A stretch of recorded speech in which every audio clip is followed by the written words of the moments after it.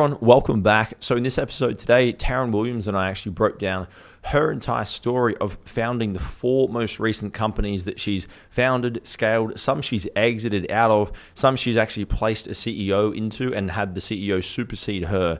Now, this is going to be particularly valuable for all the female founders out there that perhaps might feel a little bit of a disconnect with all of the male-oriented kind of entrepreneurship in the space. Taryn is exceptionally powerful of a communicator. She's also extremely data-driven and financially minded.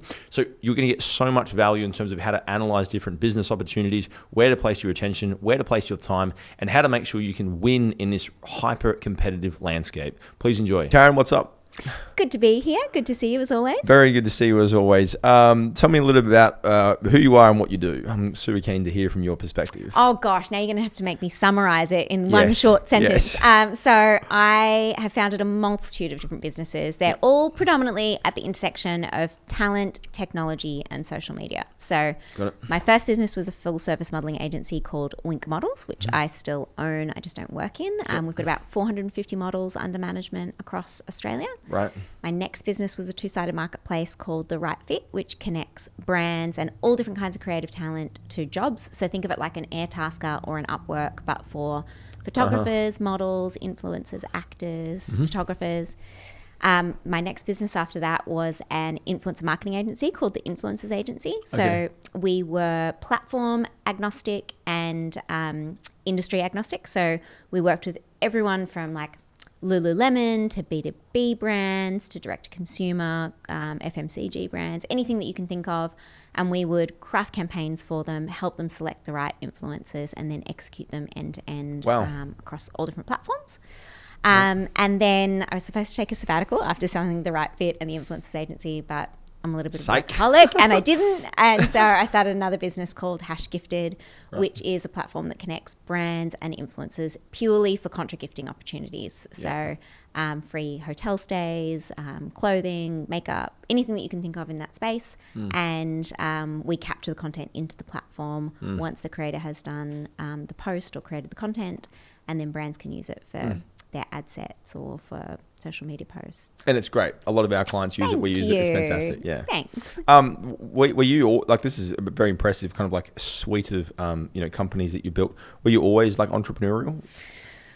I think my parents would say I was just very headstrong and very stubborn. So I think I just they were incredibly supportive parents. They still are to this day. I think they sort of instilled in my sister and I a view of the world that we could achieve a lot. We would always be loved and supported if we went out in the world and failed. And, they certainly didn't push us to do or achieve anything specific. It wasn't like they wanted us to go and be doctors or anything.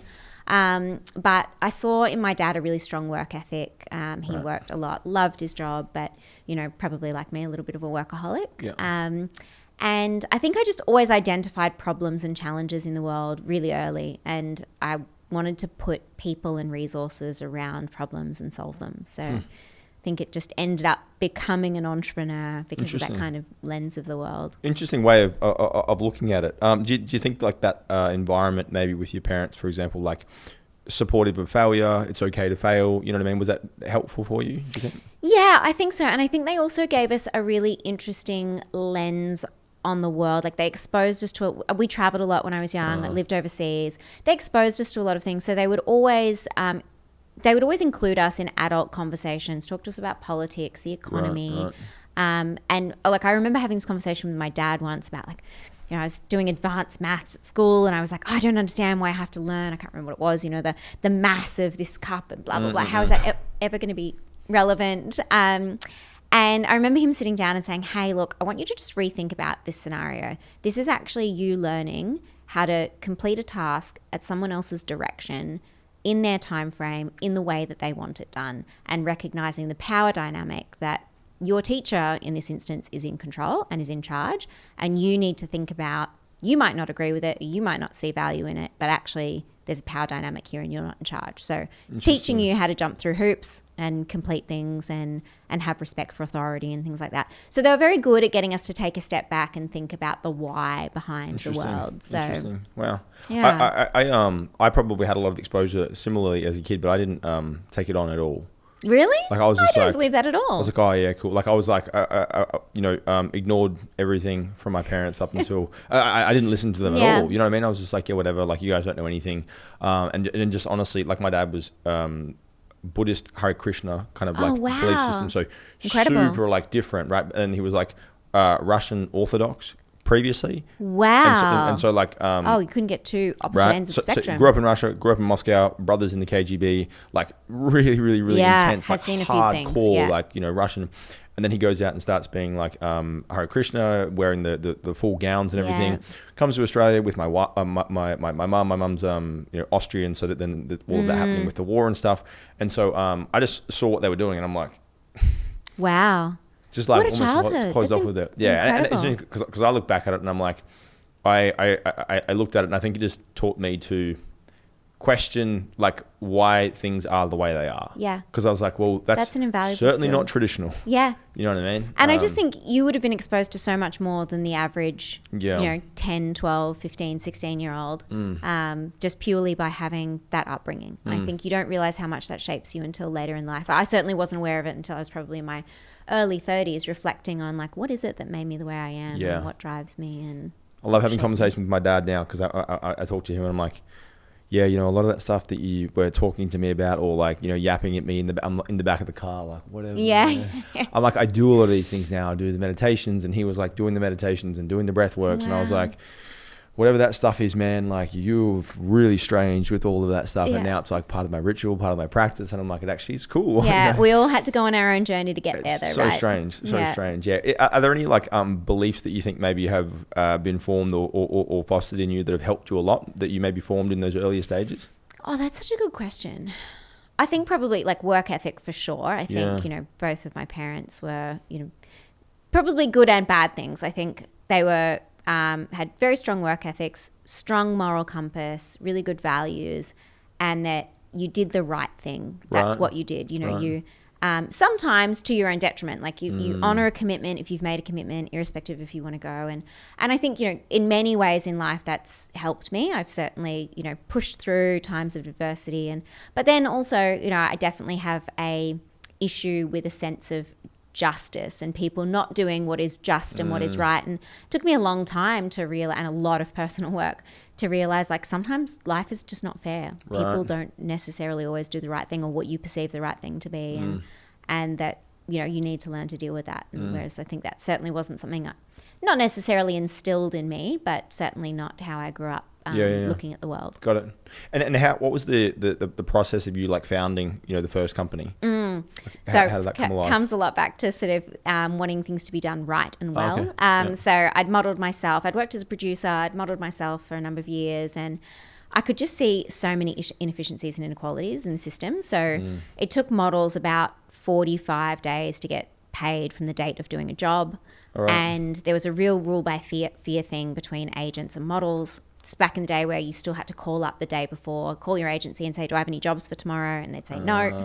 Right. And so your whole life was on hold based around, it's really bad power dynamic. And on the flip side, as an agent, when I was producing for photographers, there was a really bad relationship between agents and producers as well, or clients booking talent. And so, rates were really hard to negotiate. Again, you couldn't get visibility and transparency to who was actually available. And I was like, God, this should be so much easier. Why isn't there an agency that's just really nice to deal with, that's honest and transparent, that we can work with and say, look, this is the budget we have, who's available for that budget, really get visibility? Because often what would happen is you would then run into the model, a year later out on the street and you're, devastated I couldn't get you for that Nike campaign. And they go, what Nike campaign? Didn't even know about it. Your agent told us you weren't available. And they'd be like, oh my God, I would have loved to do that. So there was just a lot of things like that I thought, this is really broken. I'm going to fix it. I'm going to build an agency that pays all of our models within 7 days, irrespective of when our client pays us. So our clients could still pay us on, 30, 60, 90-day payment terms, but we would bankroll payments to talent. We would be that supportive lens on both sides. So I didn't feel like it had to be one side winning or the other. It didn't have to be the client feeling really great or the model feeling really great, that it could be both. We could have these really transparent relationships with our clients where we could say, hey, look, your budget's really tight. You're not going to be able to get this person, but you might be able to get this person. Is that okay? Do you want to increase your budget? Or look, this is how call times work. This is why there's minimum call times, all of that sort of piece. And then the same on the talent side, because frequently the ages that a model starts modeling or has the peak of their career is sort of 17 to 26. And it's when you're going through all of kind of your big life things, probably your big first breakup, moving out of home, maybe moving into state. And you, in normal life, you would have a job and you would be seeing the same people every single day. And so you'd have a bit of support network and people to talk to about those things. But models don't have that. They go to a different location every single day. They're out working with different people. And so I was like, well, why can't we build that in the agency for them and give them that support, that mentoring, their encouragement, all of the things that they could have a better experience, as well as obviously paying them fairly and paying them on time. Sure. Yeah, wow. And you mentioned something there about, so you saw this kind of problem, you saw this kind of injustice and inequality in the way that was currently being delivered in the marketplace. Is that challenging to like observe? And because like the reason I'm asking this is like sometimes I find that when you start seeing the problems and looking at the problems, you can kind of obsess on them because you want to fix them, and it can be like a big weight. You're like, fuck, and no one else sees this. Like it's, and you strike me as a person that's like, very like fun, bubbly, like really, really like enthusiastic about what you do. And so I'm like, how does that balance weigh out? Because like you're really obsessive in terms of like, okay, I can see this problem, I want to fix it, but you don't seem to be like getting very consumed and emotionally driven by it. It can be really hard, especially in the early years, because it comes with a lot of self-sacrifice. Like there was no one. Our clients weren't paying us in 7 days. We were just bankrolling it. So I was personally bankrolling that. So, it comes with a lot of personal sacrifice where you hope and expect that both sides will see the pain point that you're solving. But not all of the time is that going to be the case. There's going to be times where, for whatever reason, both sides of a transaction just go, you know what, we don't appreciate this, we don't see value in it or whatever. And so you're currently kind of carrying a bit of the weight of the world on your shoulders, trying to do the right thing by everyone at great personal sacrifice. And sometimes that is not, rewarded. And that can be really hard. Like I certainly went through really challenging times in my 20s where I thought like, ugh, is this all worth it? I'm working 7 days a week, 16 hours a day to try and prove out this, that we can build a really healthy and sustainable business model. And, without necessarily receiving the love and acknowledgement on both sides. But were you like full time in the agency straight away, or you had like another job you were working to like provide income? So I just absolutely killed myself and worked in the business and scaled it. And I was probably really nervous about reinvesting in the business in terms of like hiring staff. I wanted to do everything myself, mildly control freak. Mildly. It's okay. And safe space. and I also probably didn't recognize at the time that investing in things like a bookkeeper or whatever, that the time it would take me to do our BAS every month or quarter was just at such an opportunity cost to where I should have been spending my time on growing the business or onboarding more models and whatever. So once I got around that and sort of unblocked the business and really allowed us to scale so much more quickly and onboard more talent, more bookers, more clients. What were some initial things that you feel like you had to like let go of, or like maybe like this control, I want to hold on to everything. What were some things that really like, you're like, okay, time to let go of those things, and they helped to grow? Definitely being across every single model that we onboarded, in terms of like, I would let our bookers get it to a particular place, but then I'd be like, no, I want to make the final decision, or I want to meet with them, which is just not sustainable when you get to like, 250 models. Like, so you would do that all individually yourself? Like you get them to a certain level, then you like vet them and improve them, or whatever the process is. Exactly. Wow. Same with invoices going out the door, like wanting to be CC'd on every single invoice going out the door, like just really control freak things like that, I think it, what I should have done and what I ended up doing was building really clear processes, giving people visibility and transparency so they understood the process, but they understood the why. So they weren't just doing a task like, I need to raise an invoice. They understood the reason that we code invoices this way is because for end of month reporting, we need to see the breakdown of revenue by state or by, talent manager or whatever. Giving them visibility, clearly documented processes so they could go back through them in their own time if they ever wanted. And sitting down with the team, every time we built a process, we would go through it as a team and go, is everyone clear? Any questions? Anything that I've missed that intuitively I hold in my head that, you don't know yet? And so doing that process helped obviously document everything in the business, every single arm of the business, but also gave the team so much more buy-in to why we do things. Yeah. So it was a really like radical transformation for the business, and something that I took into every venture since was just document things really early on, get the people involved that do that task to be involved in documenting it, make sure everyone's clear as to why the thing happens, and also give them visibility and transparency to whatever else is included in that. So my teams all have full P&L transparency, which some people find crazy, but I'm like, well, how can I expect them to buy into our marketing strategy or our hiring strategy or whatever it might be if they can't actually see the levers and the outcomes of those decisions? Of course. Is that because that's something like there's a lot of kind of like theory that I hear in different kind of like companies that's like keep the people who need to know in the need to know and don't share too much. So because I'm a big believer of like massive transparency, and I operate very, very similarly in terms of like a lot of the company know, I wouldn't say down to the P&L level, but like a lot of the sales numbers, a lot of the cash numbers, a lot of the performance numbers. It's like I want you to know, because then if I'm making a cut or a decision, you're like, oh, I guess that makes sense. Yeah. So like how did you get into the kind of comfortability to be like, let's share information at that level? Yeah. And it's all, I think, about how you position it with people too, because you're absolutely right. Some people can find it overwhelming and they don't want to know. They're like, oh my God, that's terrible. Especially the Right Fit was venture capital backed. So we had a finite runway, right? Like we had whatever it was, 12 months. I think we raised 18 months worth of runway. So, by the time you've got through actually raising capital, got the cash in the bank, you've got 14 months or whatever left. And so, you don't necessarily want your team thinking, in 14 months' time, I'm not going to have a job. Like, if we don't prove this thing out and we don't hit these growth targets, like, we run out of cash. There's a very real, So it's really about how you message it with people and how you take them on a journey and how you're keeping them informed throughout the process of the parts that they have control over. Because obviously, the engineering team, yes, they have an impact on revenue. You want them to be thinking about conversion rates and on-site optimization, all of those things.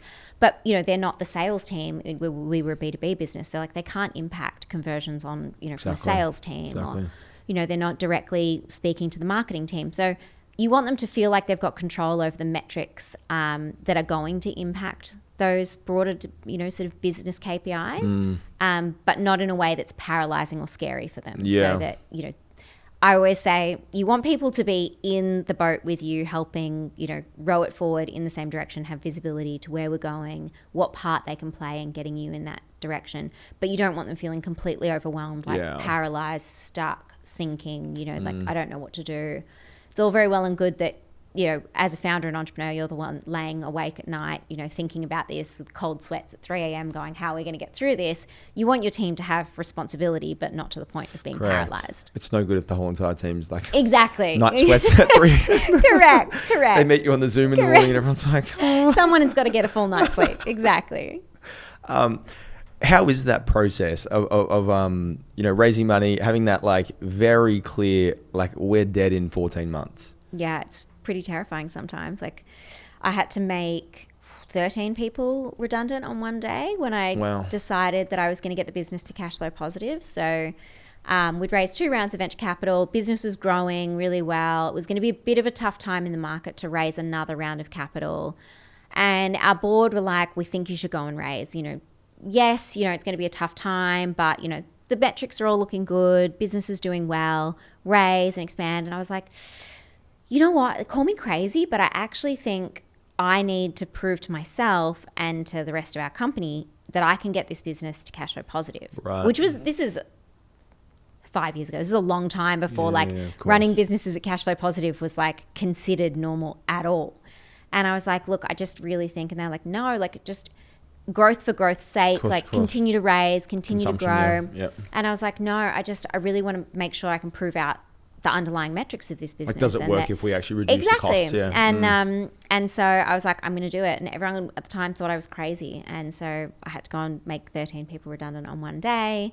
Wow. It was one of the hardest days of my life. Like, they were really good people. It was nothing against them. They were in most part doing an amazing job in their roles, but I'd had to go down, make a business plan, financial model on the back of that to go, how am I going to get this business cash flow positive? What am I going to do that?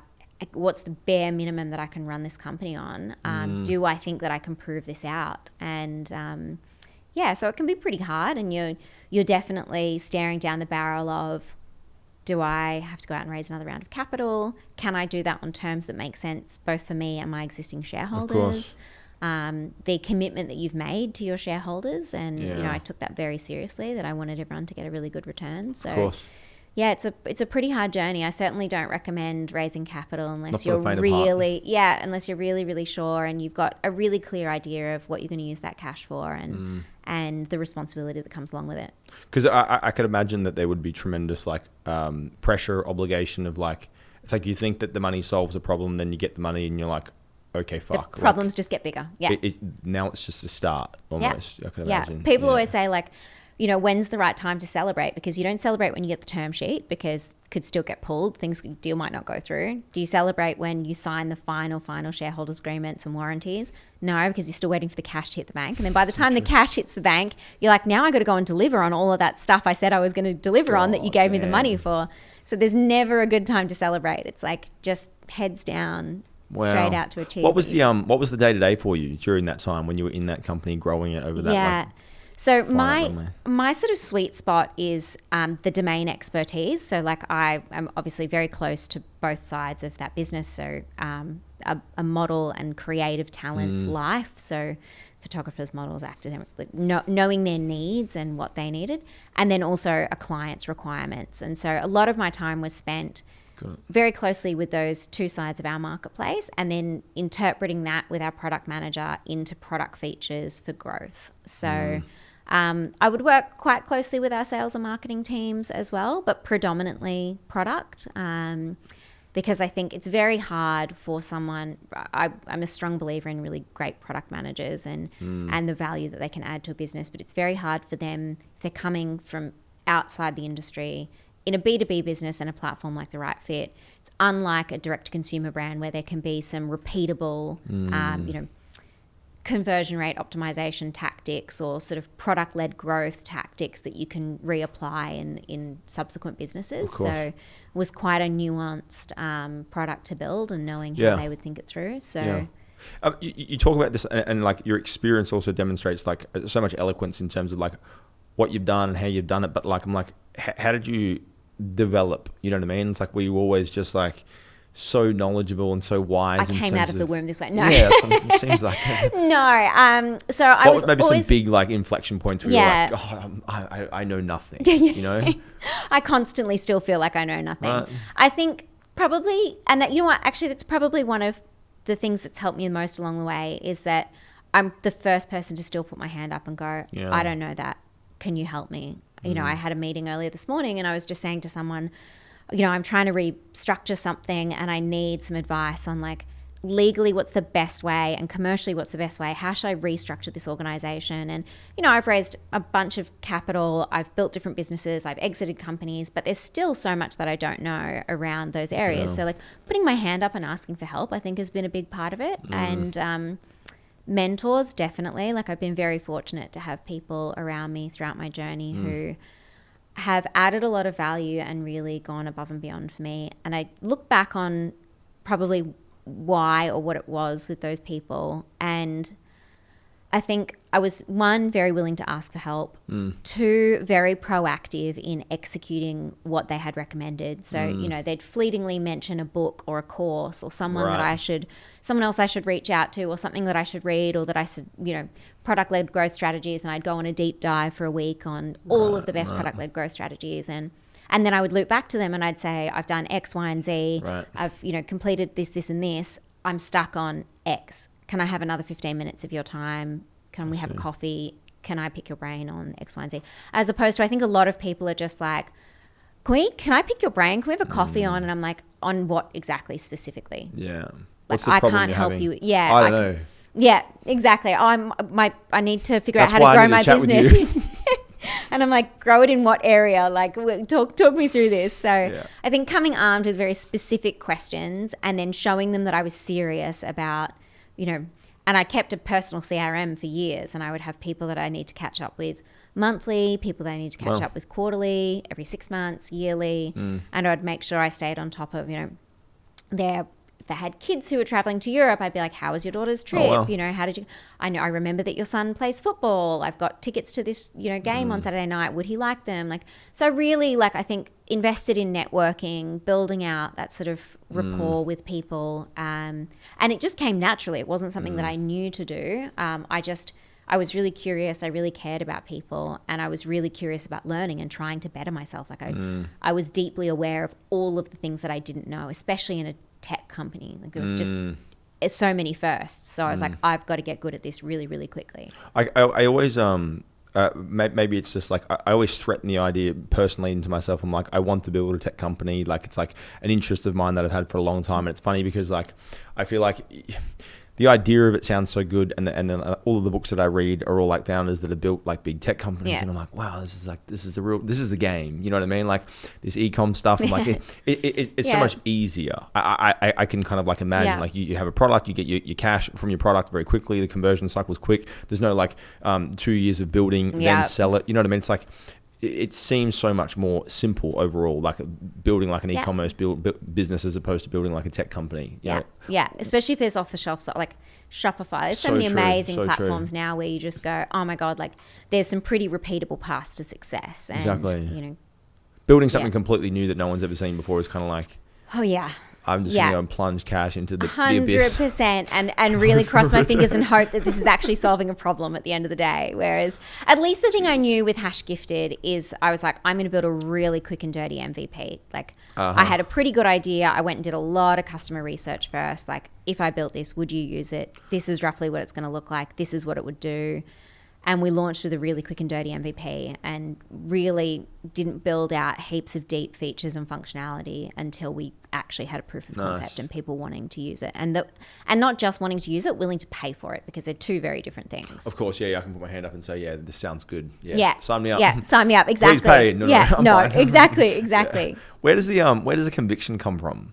Yeah, I feel like listening to you and hearing you navigate through that, it's you're just we just did it. Yeah, we just raised the money. Yeah, we just did it. Second round. It's a good question. I think I'm not quick to walk away from something that's challenging. Right. So I think probably because I've always been self-employed, I probably haven't had the opportunity. If you fail, it's completely all on you. And so your options are brute force it, keep going, head down, work harder, work more. Got it. Problem solve, get the right people around the problem, X, Y, and Z, or walk away. And and there's certainly times to walk away. There's certainly times to admit defeat and go this idea is not working, this business is not working. And I've had to do that a lot in my career, where I've had to go, I've made a bad hire.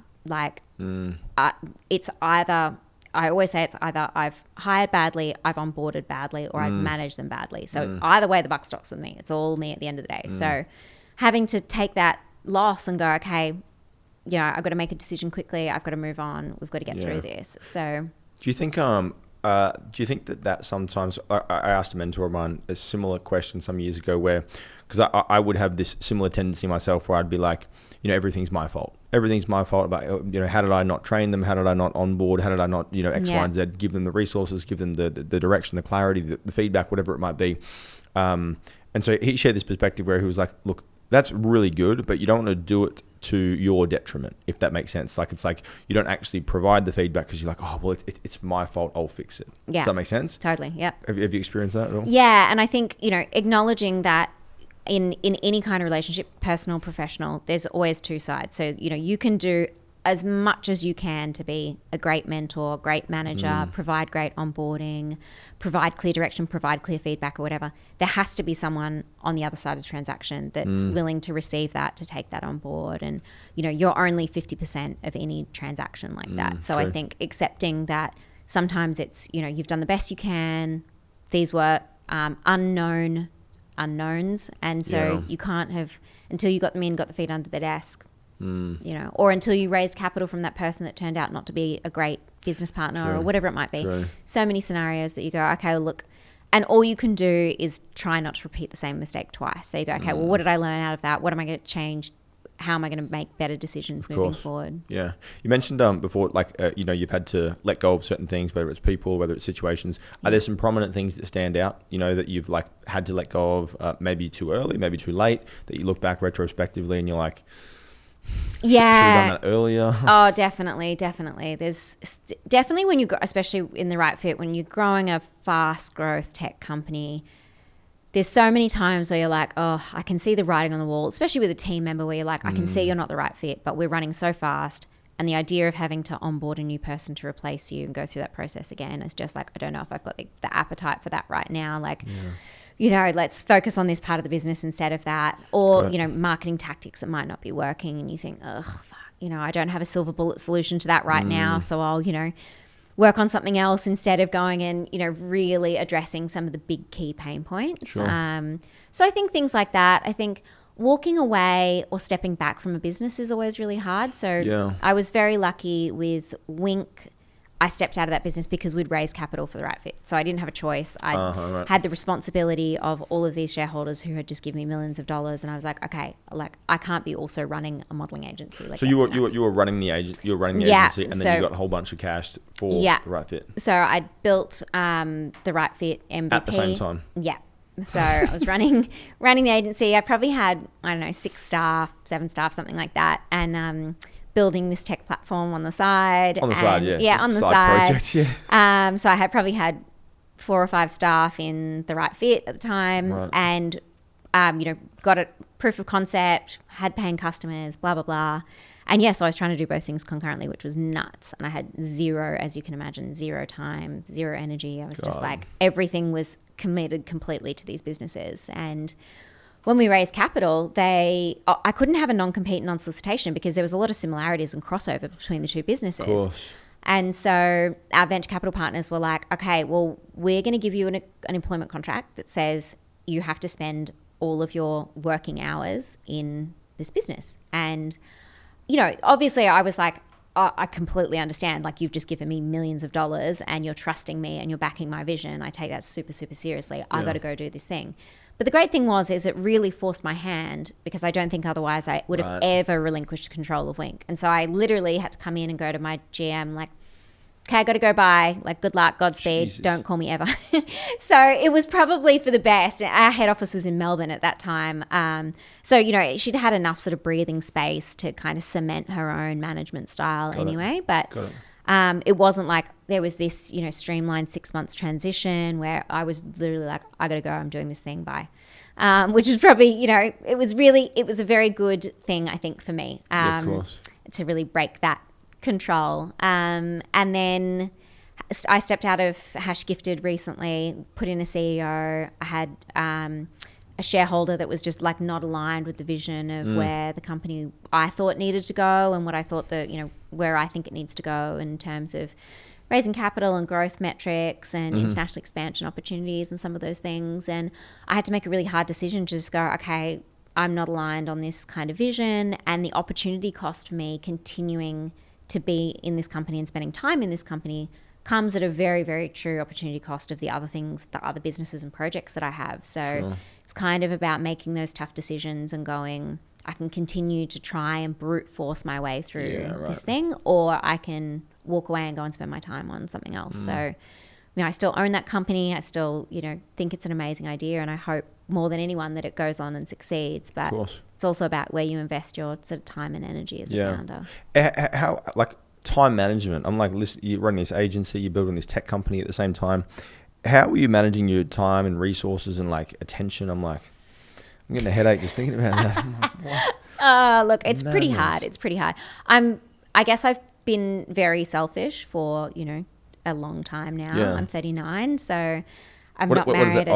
Not married, don't have kids. I've been able to completely do really what I want when I want. I have amazing friends, I have had partners, but really I have put my career first and put that first. And I've been able to be very, very selfish, so, but it definitely comes at an opportunity cost. And I work very hard.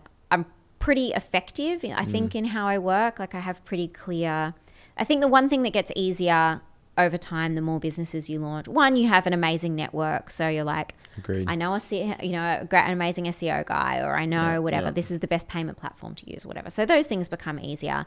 But you also know a lot of the problems and challenges you're going to face. So you can you're discovering a lot less on the job. You're kind of like, these are the things I need. Some of it can be templated across businesses, so it becomes the ignorance gap isn't as big each time. Exactly, great way to put it. So so I think I'm pretty effective and efficient in how I work, I think, and I expect a lot from the people around me, and the people that work with me know that, and I think they'll usually say it's, the career that they'll learn the most in the shortest period of time. They get exposure to so many elements of the company. They get exposure to incredible leaders around them, and best in class other entrepreneurs or partners that we work with, and so they sort of relish that and love that. But it is like it's an intense work environment. And, is there costs that you've had to make as far as like sacrifices? You mentioned like, all in on the career and pushing that pretty hard. What are the things that you're aware of that you're like, I've knowingly, sunk that ship, like that totally. boat sailed, relationships for sure. Like when I was selling The Right Fit, I was actually engaged. Oh, wow. I look back, my poor fiance at the time, he was like, could you just maybe during the day, could you possibly reply to text messages? And I was like, I physically cannot. I walk in the door to the office, I'm going through the sale process, I'm speaking with the US, I'm speaking with China, I've got, X, Y, and Z, all of these balls in the air, and I've got, shareholders, I've got a team that I need to look after, I've got all of these things going on. I don't think about you. It's awful, but like I walk through the door, from 7:30 in the morning till 7:30 at night, I'm 100% consumed in what I'm doing. And I'm, probably deeply unhealthy. And there's a lot of people I know who have amazing balance and manage to juggle, really stressful high-end careers and, a personal life and kids. And I was certainly not able to do that. I was like, I'm sort of myopic in my vision of when I'm doing things. And so I think part of the reason after I sold that business that I was like, I need to take a sabbatical and take some space and time was really to come up for air and go, how can I not be 150% in on something? How can I just be 95? Right. Not 150, because I do think to build amazing businesses and to, change industries or build things that are incredibly disruptive, it takes 110% vision from you and the people that you surround yourself with. And that can be really hard if you're not, if you are not on the receiving end of that 150% time, energy, attention. It can be really challenging. Do you, let's say for example, and the reason I'm asking this is because like I'm always like looking to essentially sacrifice more for what I want, because like the next level always requires some deeper level of like commitment. You have to let go of more things. So through the years that you've kind of like, grown and probably said no to things and had relationships, all these things kind of deteriorate and fall by the wayside because they have to. Have you developed any kind of like, I don't know, mental model or like language in your head where you're like, at what, like, how do you process like, this option versus this option? Does that make sense? Having to get really good at saying no to things is certainly part of it. And also like, when is enough? Like, when is enough money, enough success, enough recognition or whatever, like what do you actually value? So that's certainly been a big part of it. And I think for me, it was sitting down and working out this thing that I do called the Perfect Tuesday. I can't remember who originally told me about it, but it's like, what does your ideal Tuesday look like? And you can't be like, I won lotto, so I'm just like, it has to kind of be like semi-realistic in terms of like, okay, but you go through in detail, like, do you wake up in the city? Do you wake up in the country? Do you wake up early? Do you wake up without an alarm? Are you waking up next to a partner? Is there pets in the house? Are you driving yourself to work? Is someone driving you?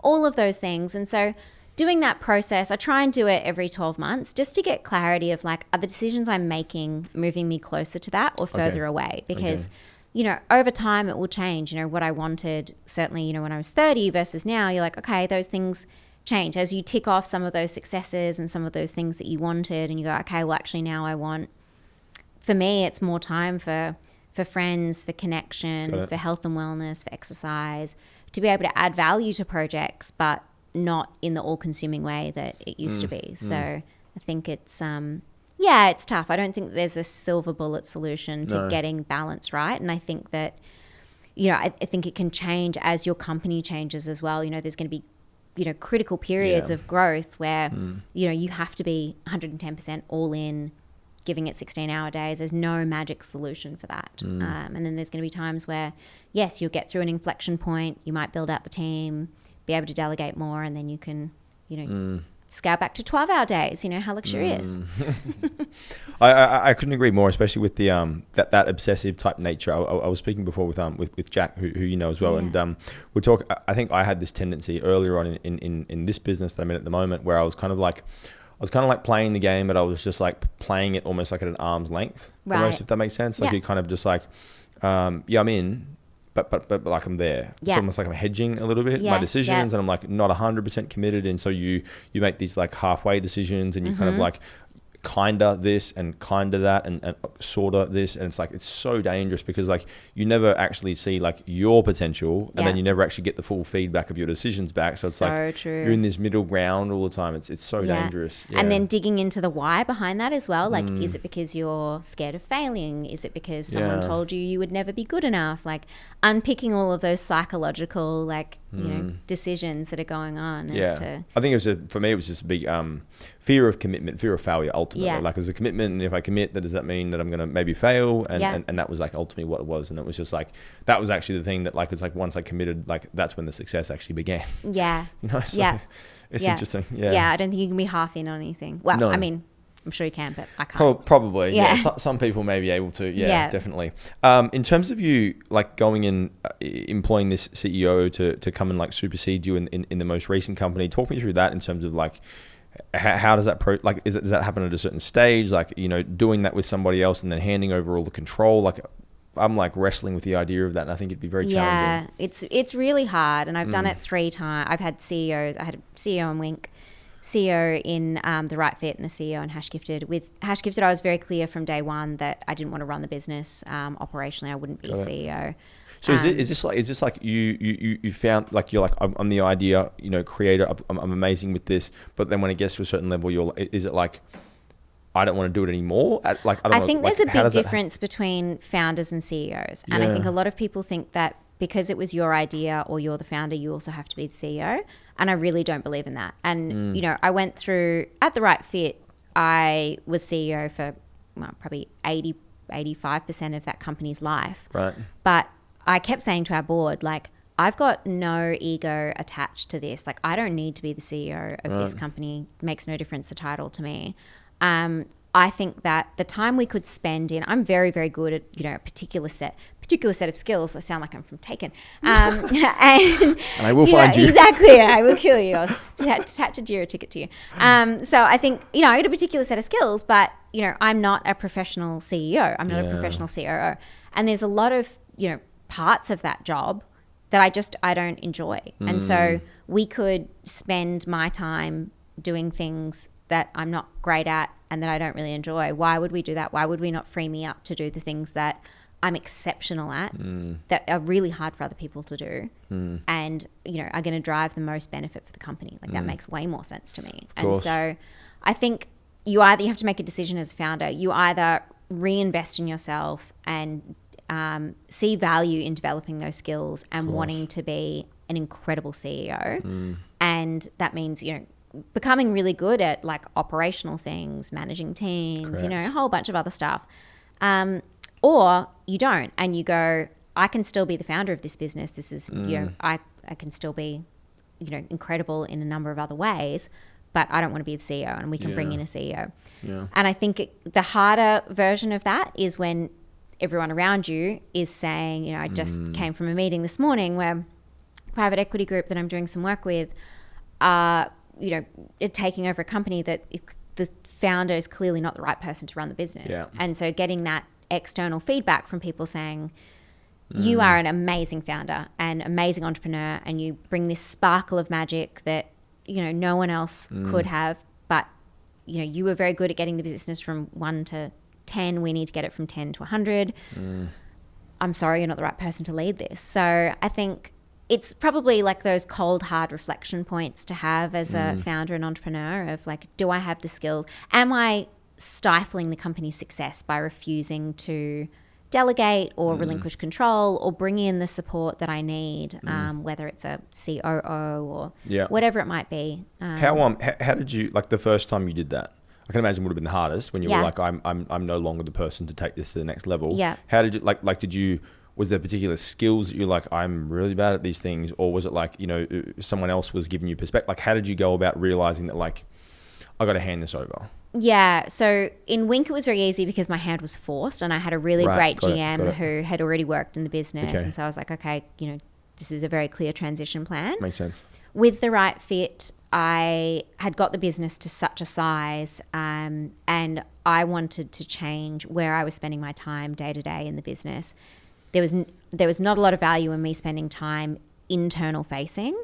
I wanted to spend more time external, working with our clients, onboarding talent, you know, growing the business. I couldn't do that at that scale as well as deal with head of people and culture, you know, all of those things. Not saying that those things are not valuable, but they just weren't the best use of my skills and time. And so I was very clear. I actually hired a COO first.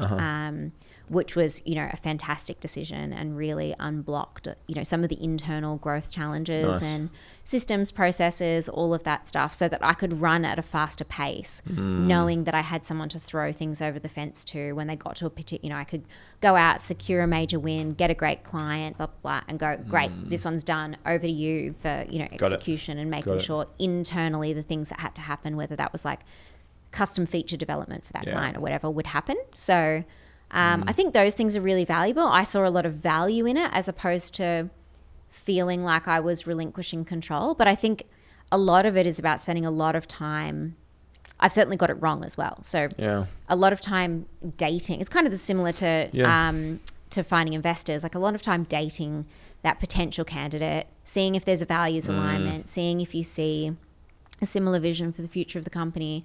And really having sort of safety markers, very clear KPIs or OKRs, whatever you're going to run with, and a scorecard for the CEO so that there's no objective, you know, it's no subjective, it's very objective. It's very, this is what we agreed that you would achieve. Got it. We agreed on the strategy and the alignment of how you would get there. So, you know, it's very clear to both of us whether or not you're succeeding or not, as opposed to, I don't like the way they did the, you know, whatever. They said this word wrong. Exactly.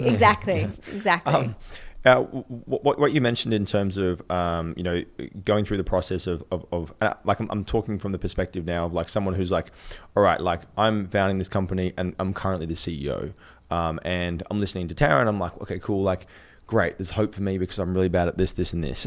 Yeah.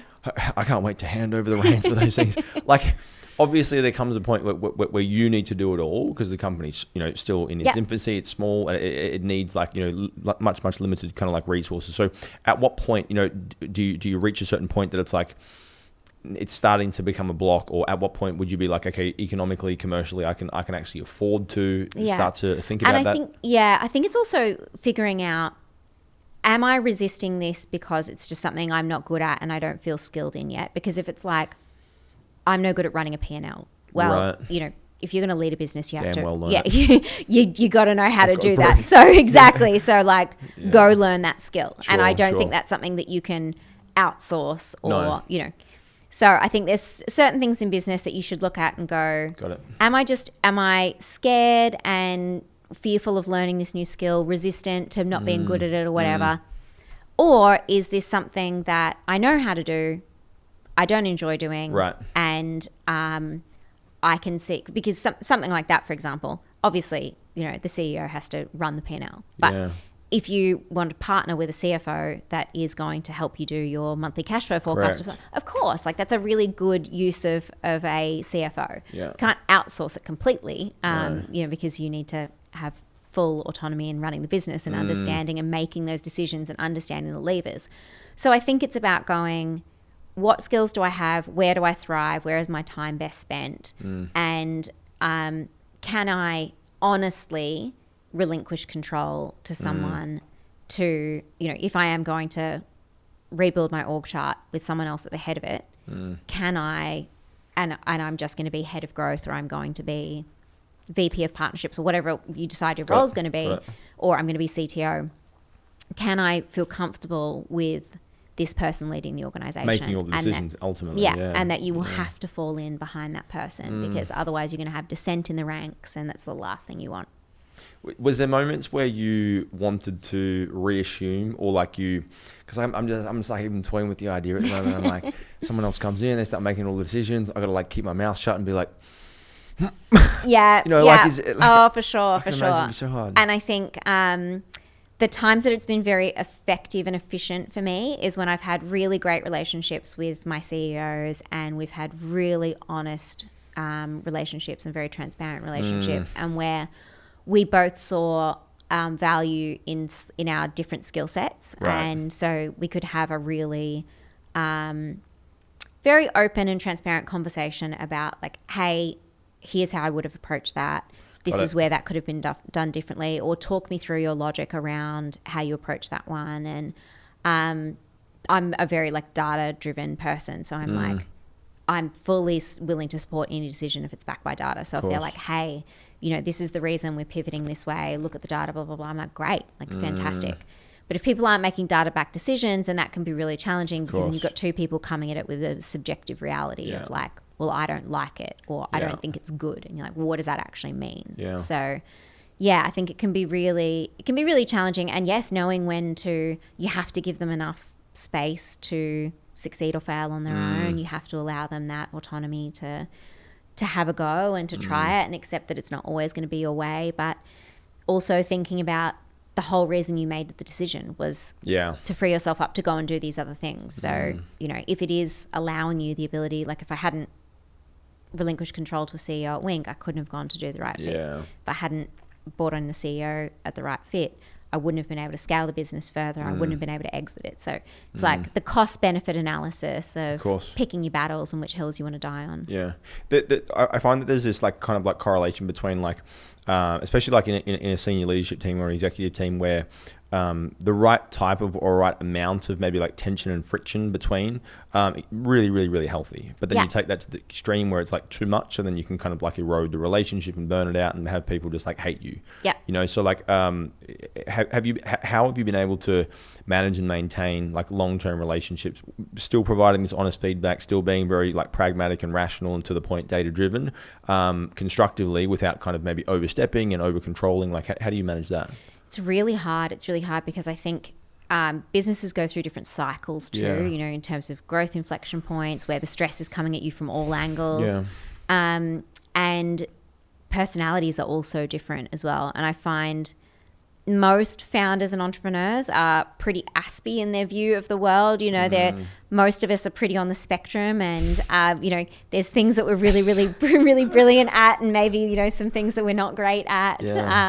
And so I think it can be really hard to, you're managing, in your leadership team, you're managing a whole bunch of different personalities who have different needs, who are also going through different things in their personal lives, you know, divorces or new children, whatever it might be. So your dynamic and relationship changes with them over time, and the company's changing over time. So it's really hard to get that balance right. And I think being really transparent with people in the start when you're building that relationship as to like how you work, what your drivers are, what you expect from them in terms of like, I'm always very clear with my team about managing up. Like I expect them to come to me proactively and say like, this is not going to get delivered on time. Which of these two priorities do you want sacrificed, because I can't get both done. So that those are like bare minimum expectations. So if you set some of those cultural things really early, that you're never going to get in trouble for making a mistake as long as you know, bring it to us proactively. And so some of those things, I think if you can set some of those cultural pieces really early,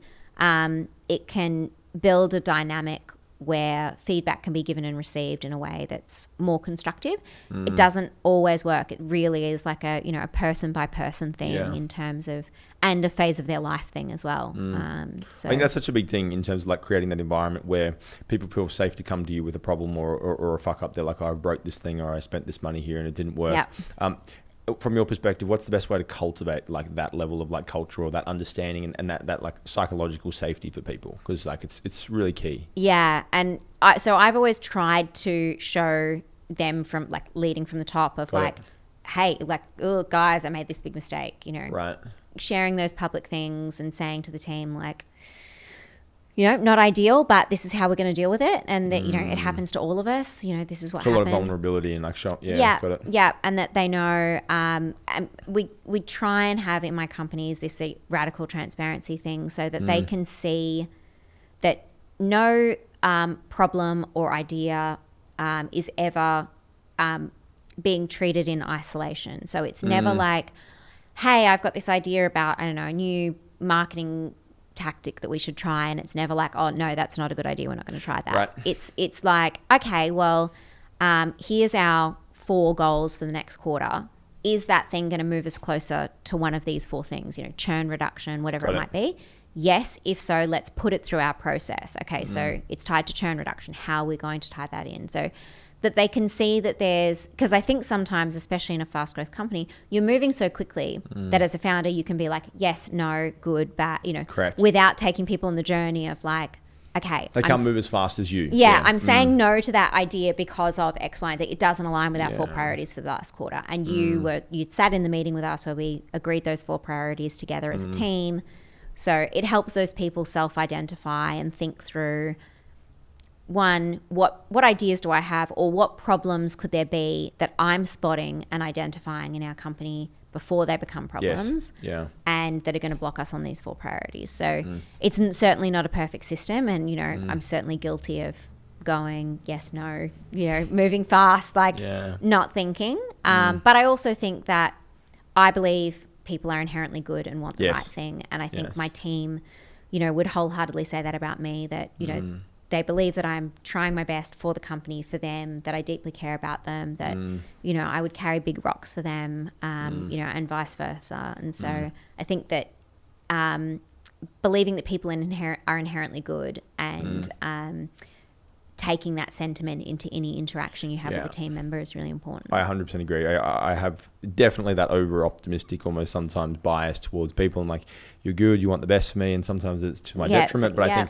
think overall my view of the world is better because of it. You know, yes, overall. Absolutely. I totally agree with you, and I think you know, it sounds like we've both, you know, had examples in the world where those things are not the case. They are not true. But exactly, and you think, okay, but I'm happy for that to be, you know, 5% of the time, where 95% of the time the world is reinforcing my beliefs. And I want to keep, you know, reminding myself of that when, yes, the squeakiest wheel or the thing that you remember is the 5% of times that you've been burnt, or where someone's let you down, or where, you know, they've been a really big fuck up. But 95% of the time, actually, the world is really good and people really, you know, go above and beyond and are great. So I want to just go into a little bit. You mentioned something about like, you know, fast growth companies. And so I find often when you're growing really quickly, like either people in the company need to grow as quickly and develop skill set, maybe like the way they think, the way they solve problems, or you need to, you know, find people that are ahead of, you know, where you are to come in and replace them. So like,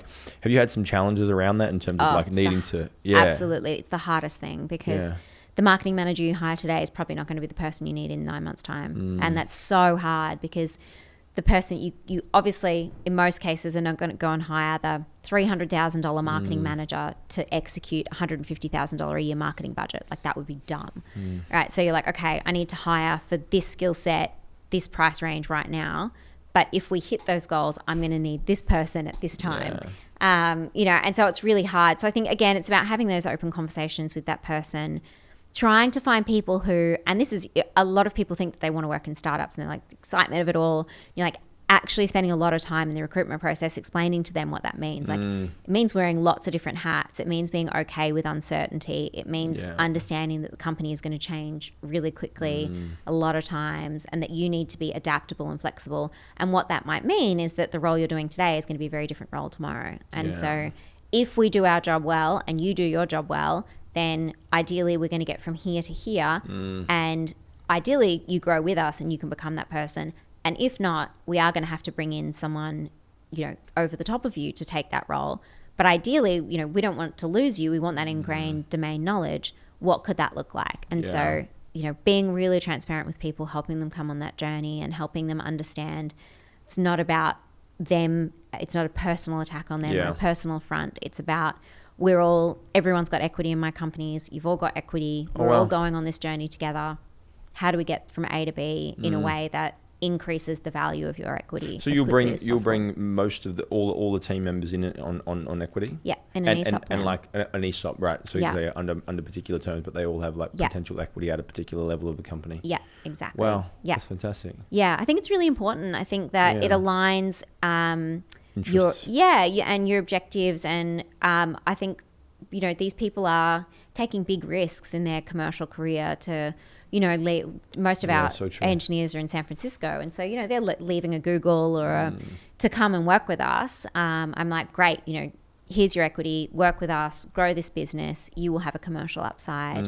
You are, instrumental in building out this business and making it successful. I want you to be rewarded for that, and I want you to be an owner. I want you to have an owner's mentality. Yeah, I love that. I had a similar. I haven't heard that actually before, but one of the founders yesterday that I interviewed, he brings in like influencers as equity partners initially. And I was like, wow, that's so interesting. But it makes so much sense. Yep. Like if they've got a really aligned audience and they've got a big following, like you bring them in and just zero CAC, obviously assuming like cost of goods aside, but it was like, he's like, it was instrumental in us scaling the brand. Yeah. Do you think all companies should adopt something like that as far as like ESOPs and putting those in place? Yeah. So I think looking at the talent that you need around you to succeed and finding ways that makes commercial sense to incentivize them is really, really important. So whether it's your team, whether it's advisors, whether it's influencers or marketing partners or whoever it might be, spending that time and thinking a little bit more creatively than is it just a cash exchange, I think can be really beneficial. I'm working on a deal at the moment where there isn't an equity piece up front, but there's performance metrics over time. And the company, if this firm hits these upside potential, the company can decide to either pay them out or convert it to equity. So, there's creative ways where you can go, oh, okay, like, that aligns our growth trajectory. We've all agreed up front, this is where we need to get to.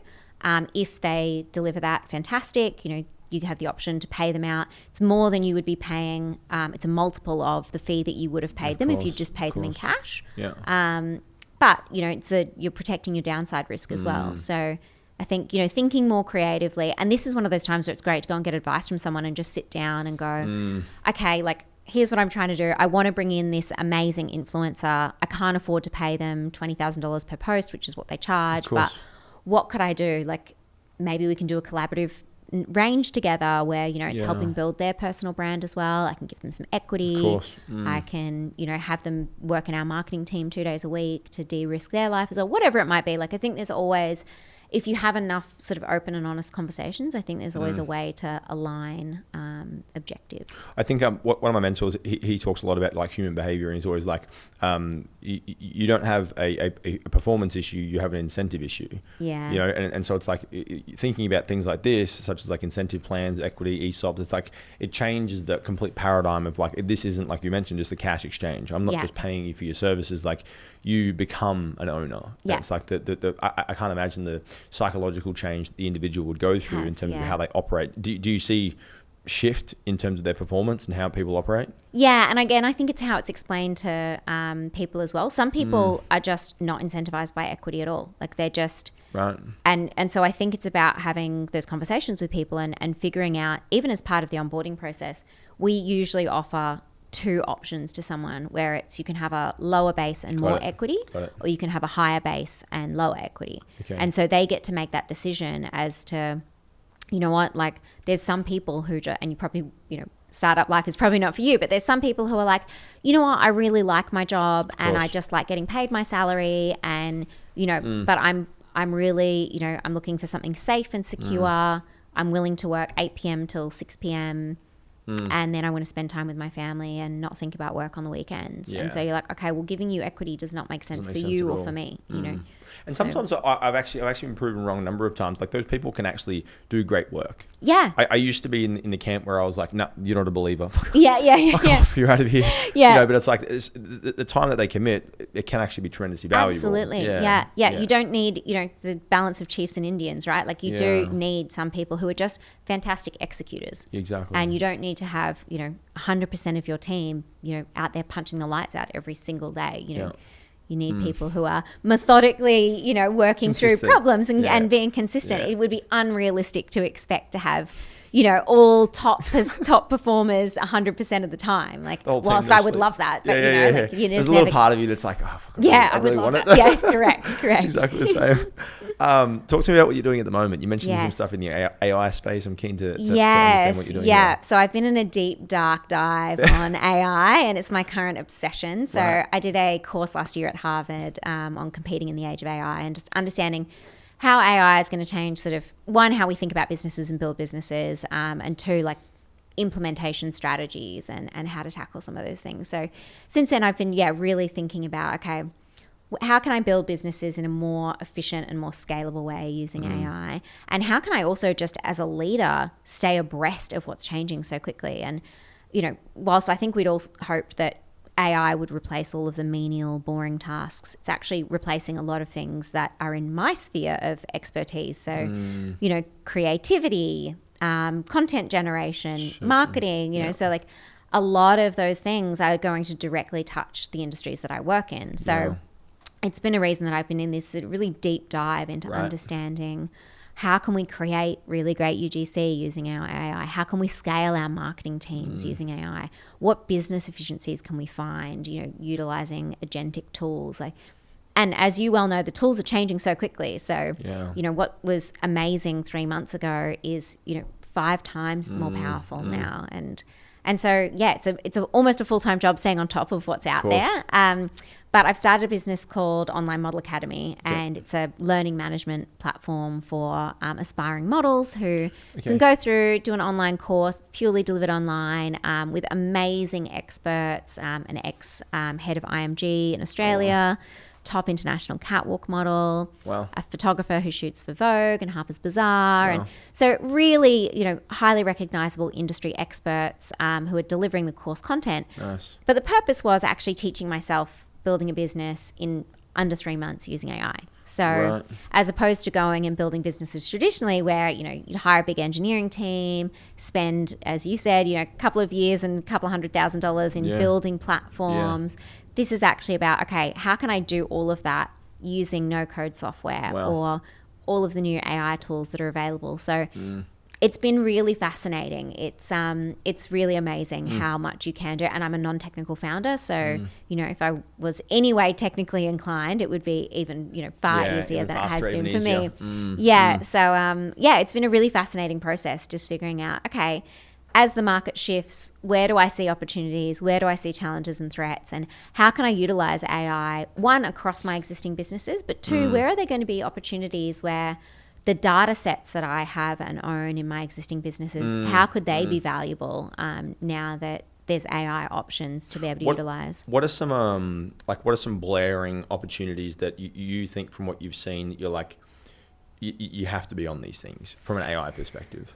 I think it's mainly just deep understanding at the moment. So if you're not using, obviously everyone's using ChatGPT, but if you're not using, Runway, Kling, if you're not out there trying all of these new tools and softwares, and there's so many, there's Reddit hacking tools, there's so many amazing AI tools out there, and just work your way through them, get a deep understanding of them, say, is this for me, is this not? If it's not a-okay, they're not all going to be suitable for every single business, but agentic tools that are going to replace 90% of our workforce, I want to know about that. Doesn't necessarily mean I'm going to implement them straight away, but we've certainly downsized our customer success and customer service teams, and leveraging AI. Yeah, leveraging AI, and the responses are far more accurate, far more consistent, faster. 24/7. So I've been utilizing, using agentic tools to draft email replies and think about, okay, can I scale myself? How would that work? What would that look like over time? How do I unlock, all of the learning in, the data that I've accrued over the years? Even things like, the Wink database is highly structured. And so, we have 20 years of tagged model data, of booking data, of rates, of how can you, identify trends in advertising patterns, in, consumer patterns. So I think there's really interesting things that you can do now. But I think the biggest thing is just to get in and try and get started and not feel like, one, it's not relevant for you or it's not important for your career, because it's important for everyone's career. Yeah. Or two, that I don't understand it, it's too scary. Like we all felt like that when we Head started. in the sand and just leave it, like it'll figure itself out and it'll go away someday. Correct. Not going to happen, unfortunately. Right. Genie is out of the bottle. Yeah. I know, like with all of the companies that you've started, they seem to be like in a very similar kind of segment. You know, they're all in the modeling influencers kind of segment. So would you recommend founders to do a similar thing in terms of like really obsess into a category and get really, really good at it? I would recommend people just do one business and get really, really good at that and not do multiple things. I think though one of the things that I think has been a certain downside of my career is that I have had multiple things happening concurrently, and which, was certainly never intentioned. It just happened to be the way the cookie, crumbled at the time. But I would certainly not recommend doing that. I would recommend being all in on one venture, giving it 110%, not having distractions. I don't believe that you can do multiple things well, from a commercial perspective. The reason now I can take a step back and have multiple projects is, I can bring in teams very early and have leaders of these teams and businesses that, as opposed to me just solely trying to build a business from scratch day one and bootstrapping it. So I would not recommend doing that. I would recommend go all in on one project, grow it, scale it, sell it, and then go on and do your next thing. I think you're going to see much better upside than spreading yourself too thin and across too many ventures. So. Did you always have like the mindset or like the outcome, the goal to sell companies that you were building? Like was that always like, hey, I'm going to build this for value to sell? Definitely with the right fit, yes. Like there was a very clear sort of exit plan in mind. Marketplaces are a winner-take-most approach, so I knew we had to raise capital, build a defensible moat, scale it, and sell it. So that was a very sort of clear end goal. Wink, no, I had no plan. I was 21. I didn't know what I was doing. And, it's a beautiful business. I love that. I don't know that I would ever sell it. Like I have so much meaning. Affection and, a nostalgia, I think, attached to that brand as well. Transports you back. It really does. It really does. With Hash Gifted, I chose a SaaS business for a particular reason. I knew whatever business I was going to do next was going to be a SaaS business. I'd built marketplaces. I was like, I'm never doing a marketplace again. They're so hard. Unit economics are really hard. I knew I wanted to build a SaaS business. And so I was kind of very clear. When the idea came to me, I was like, okay, I think, I can build this out. And I, back of the envelope, could do the metrics and go, this is not going to be a hugely heavy lift to get it to where I need it to be. So, yes, I think the goal will be to exit that business. It's not a hold forever kind of lifestyle business at all. And Online Model Academy is purely teaching myself to build online learning management programs as part of a bigger sort of new co-group entity that I'm building. So it will be one pillar of a broader group. Yeah. Well, what skills would you say that you've maybe like developed over the years that have been like really fundamental to your success so far? Ooh, I think building and maintaining strong networks, interpersonal networks, is really, really important. I think self-reflection, critical thinking. Self-reflection, how do you do that? I think the ability to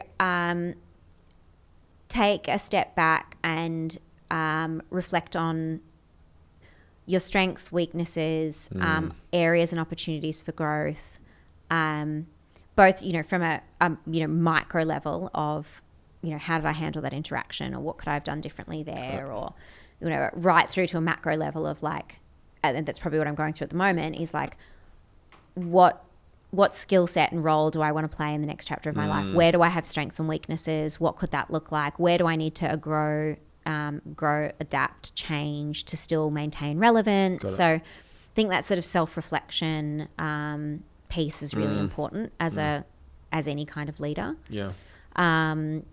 I think being really analytical, I think people probably don't know that about me or think that about me on the surface. But, I'm incredibly data-driven, very analytical, and very, very close to the numbers and the metrics across my businesses. Did you learn that? Because, like you mentioned, like, I would look at you and I'd be like, wow, like I-type personality, loves being around people, loves communicating. And so you don't usually put those two in the same bucket. Yeah, exactly. Yeah, and when I did my Myers-Briggs test, when I was, 25, I'm actually really introverted, and people don't know that. And like my Friday night is like, oh my God, recharge at home, quiet on my own, you know. But I've lived in the world for so long. I test as an extrovert on my Myers-Briggs, which is like wild and terrifying. But yes, lived in the world. Yeah, exactly. Masks on, you know, I've been out there. So I learnt through Wink, I had to learn how to manage cash flow because we were bankrolling so many payments. And so I had to get really, really good at running a P&L and projecting and understanding cash flow forecasts. So that was like a real baptism of by fire at a very, very early age. And then raising capital really teaches you to run a tight ship and build a financial model and understand the levers of a business. And so really being able to sit down, and it, you know, it feels, I think, overwhelming at the start, but then you sit down and you go, okay, you know, this is an Excel spreadsheet that is designed to help me run my business better. So I need to be able to model out conversion rates, or if I spend more on marketing, how much more traffic do I think I'm going to get to site? Or if I release this product feature, I think it's going to reduce churn by 2%. And of course, it's not an exact science, but you need to be able to, instead of just, you know, building out a product roadmap and building a whole bunch of features, well, what's the point? Like what is that? What is the objective of that feature? And if you can't justify that, and if you can't actually visualize the impact it's going to have on the business itself, what's the point in building it? Yeah. Same with your sales and marketing strategies. If you're like, I'm going to add 2 more headcount in sales, well, what's that going to mean? Yeah, what's that going to mean in terms of the number of meetings they can take, the conversion rate of those meetings, sales lead time? Yeah. And, you know, and then also just stopping and thinking really realistically. Like I've just been going through this with the CEO of one of my businesses. I'm like, okay, so you're saying, you know, you're going to onboard all these new salespeople and that they're just going to have an infinite number of leads forever and ever and ever. And they're never going to cap out the Australian market. Sure. Like just applying a lens of common sense to a bunch of things as well, where you go, is it realistic that my acquisition cost is going to, you know, reduce forever? True. Probably not. Like, is it realistic that my website traffic is going to be consistent all year round? Probably not.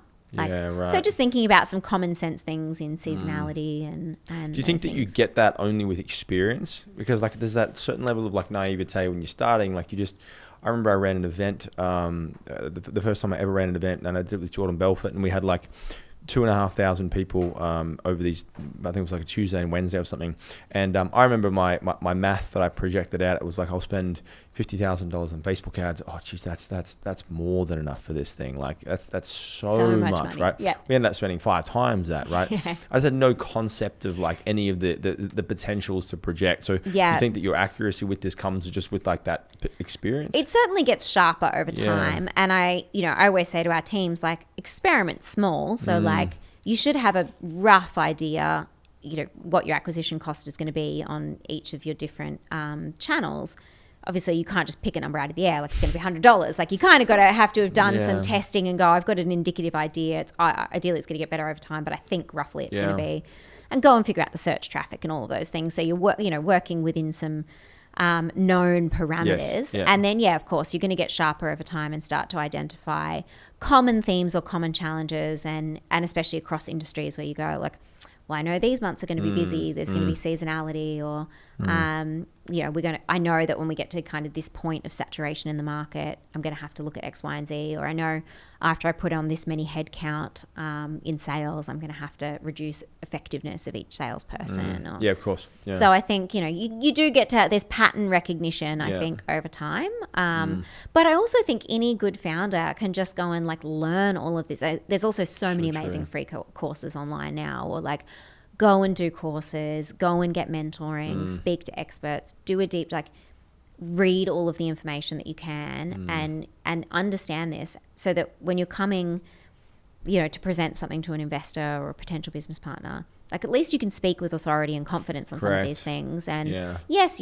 no one's financial model is going to be 100% accurate all of the time. And that's the point of free forecasting, every 12 months or whatever. Yeah. But, you're using it as something to help you make decisions in the business every single day. So like owning it and feeling confident in driving it is really, really important. I think I read something where it was like, it's like something to the effect of just like the budget or the forecast is like 99.9% of the time never comes true, but go and try and raise money without one of them. Yeah.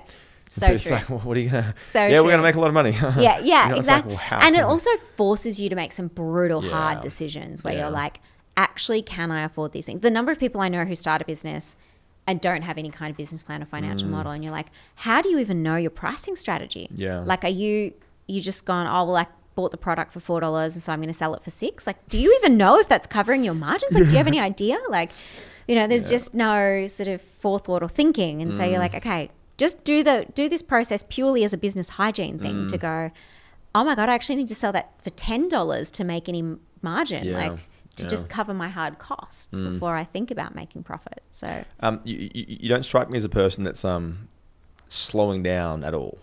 What's the next tired. big swing? Maybe you are tired. I don't know. But you seem pumped up and full of energy. What's the next big swing? What are you excited for the future?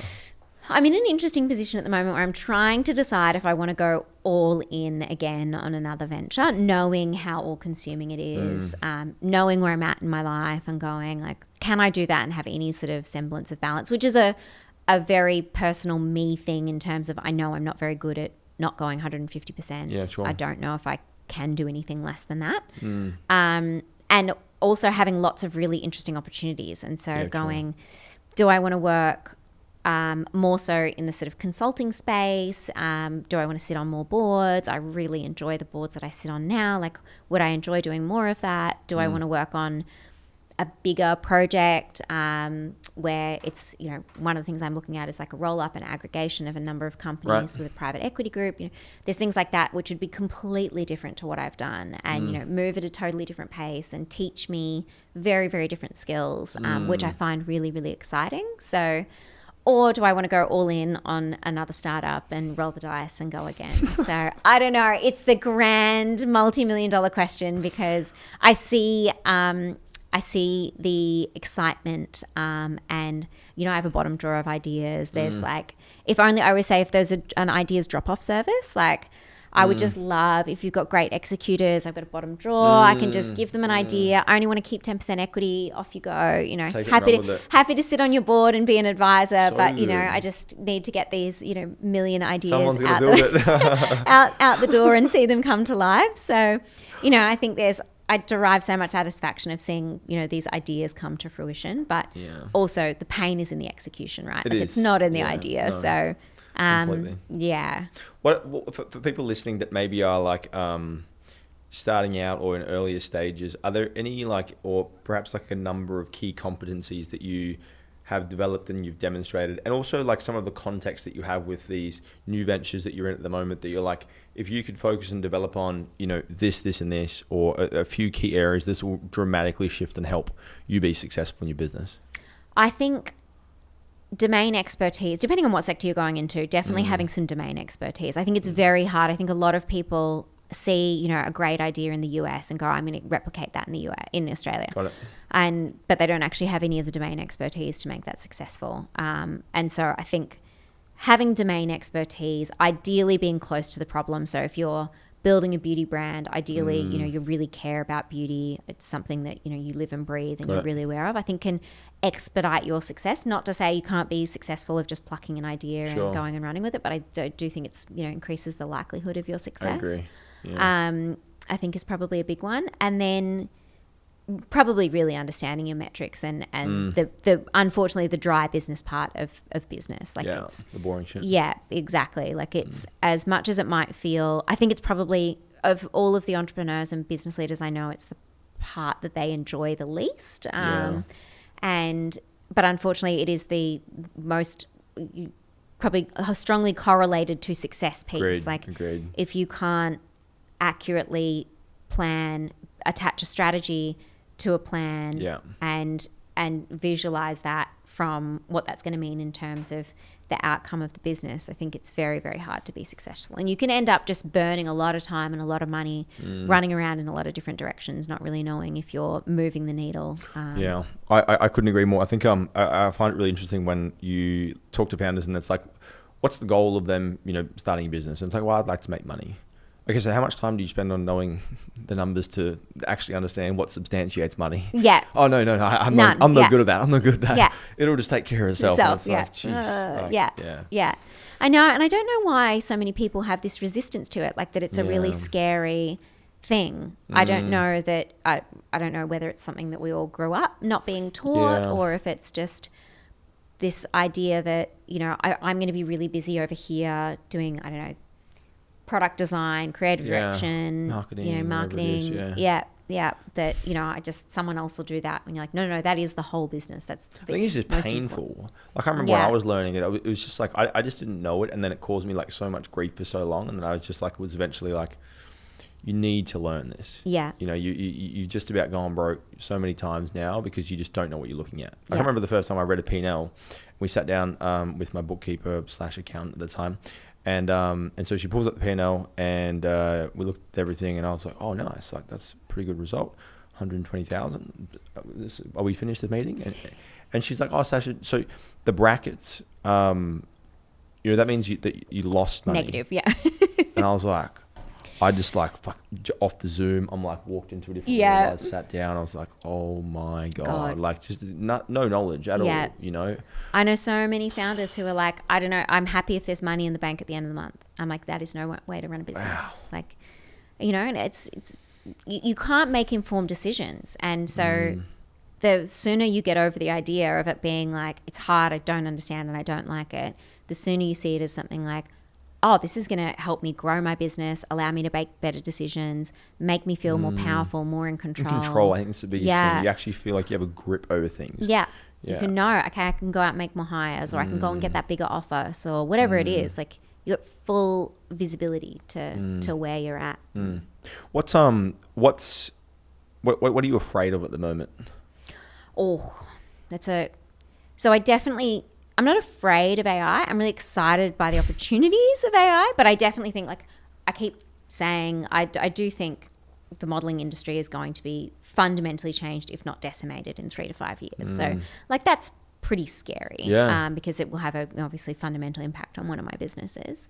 I certainly fear becoming irrelevant. Like I think not from like a status or a persona thing, purely just I feel like there's a point in your career where people must stop coming to you for advice or must stop going, oh, wow, That's you know, person. like I really need to get Taryn's opinion on this or, and I can only imagine what it was like for our parents going through the advent of the internet and going, wow, like, you know, I had this amazing set of skills that were really important in whatever. And now this has completely disrupted the way that we do things. And so I think a big part of trying to adapt and learn and teach myself new skills and being across what's changing in the industry is that I really want to still be relevant. I really want to still add value. I still really want to be able to execute on my ideas. And I think, that's probably...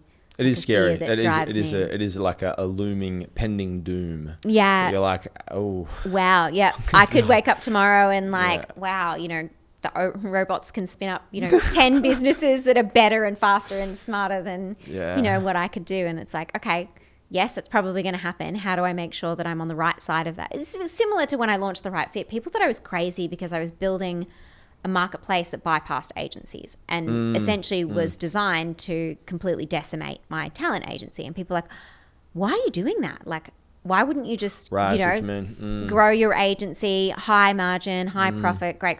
Why would you build a way for people to be able to decimate bypass that? Yeah, exactly. And I was like, well, I believe it's going to happen one way or another. Why wouldn't I want to be on the right side of that transaction? You might as well be your own competition. So, you know, I think the same way, like the genie's out of the bottle. These businesses are going to be built and exist. Why wouldn't I want to be on the right side of that? Why wouldn't I want to be the person creating them or being involved in them or at least understanding how to utilize them to my benefit as opposed to hoping that doesn't happen? Cross your fingers. Exactly. Head in sand, as you said before. Taryn, I'm super, super grateful for everything that you know. And I feel like your experience is so broad, but then also so deep at the same time. I feel like everything we've discussed, I'm just like, you're able to talk in such detail, but then also across so many different sectors and across so many different things personally, then on an analytical level, then on a finance level, raising money level. I'm like, very, very, very impressive. So I really, really appreciate your time. I really appreciate your experience you shared. No, thank you so much for having me. I really enjoyed it. Where's the best place people can hang out with you? So you can reach me on LinkedIn. It's just Taryn Williams, or on Instagram, Taryn Williams. In fact, I'm just Taryn Williams on every single platform, so easy to find. Thank you so much. Thanks for having me.